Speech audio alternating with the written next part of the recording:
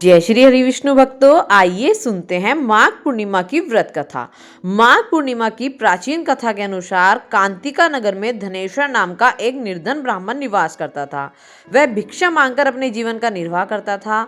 उसके जीवन में एक बड़ा दुख यह था कि उसकी कोई संतान नहीं थी।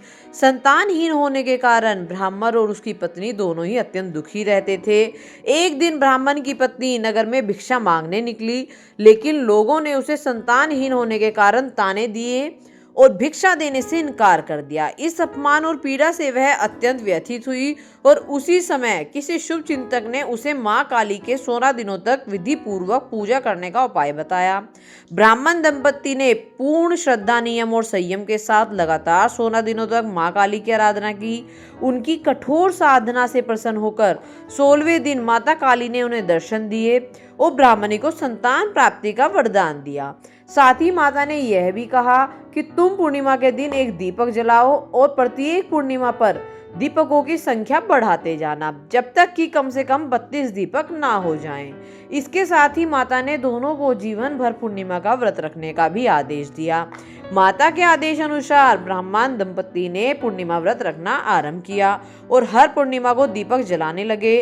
कुछ समय बाद ब्राह्मणी गर्भवती हुई और कालांतर में उसने एक सुंदर पुत्र को जन्म दिया, जिसका नाम उन्होंने देवदास रखा। जब देवदास बड़ा हुआ तो उसके माता पिता ने उसे शिक्षा के लिए उसके मामा के साथ काशी भेज दिया। काशी में रहते समय किसी दुर्भाग्यपूर्ण घटना के कारण देवदास का विवाह अनजाने में हो गया। कुछ समय पश्चात उसके जीवन पर संकट आ गया और उसकी मृत्यु का समय समीप आ पहुंचा। उसी समय उसके पिता ने संतान प्राप्ति के कारण पूर्णिमा का व्रत रखा हुआ था और माता काली की कृपा उनके साथ थी। पूर्णिमा व्रत और माता की कृपा के प्रभाव से काल भी देवदास का कुछ न बिगाड़ सका और उसे जीवन दान प्राप्त हुआ। ऐसा माना जाता है कि तभी से माघ पूर्णिमा के दिन व्रत रखने की महिमा प्रचलित हुई।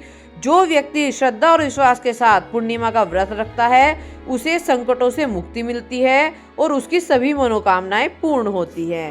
तो आइए सभी मिलकर बोलते हैं, जय श्री हरि विष्णु, राधे राधे।